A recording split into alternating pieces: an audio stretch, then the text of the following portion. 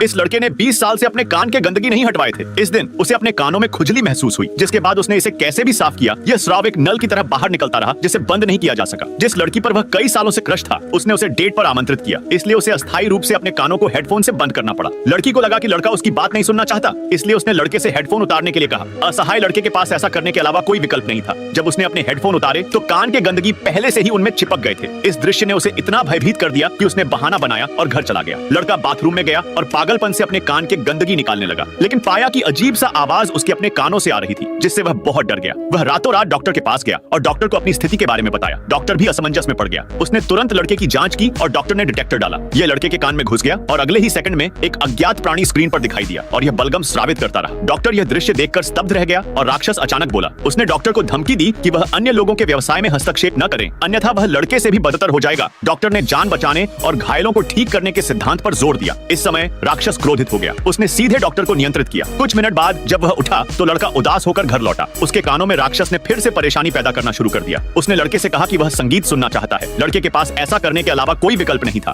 धीरे धीरे राक्षस इतना मोहित हो गया कि वह उसके कानों से बाहर आ गया। ये अजीब था। राक्षस अभी भी लड़के के कानों में लौटना चाहता था, इसलिए उन्होंने एक भयंकर लड़ाई शुरू कर दी। लड़की पास से गुजर रही थी और उसने लड़ाई की आवाज सुनी। वह चुपचाप अंदर चला गया और यह दृश्य देखा। अप्रत्याशित रूप से उसे पहली नजर में राक्षस से प्यार हो गया और लड़का अंततः शांति से सो सका।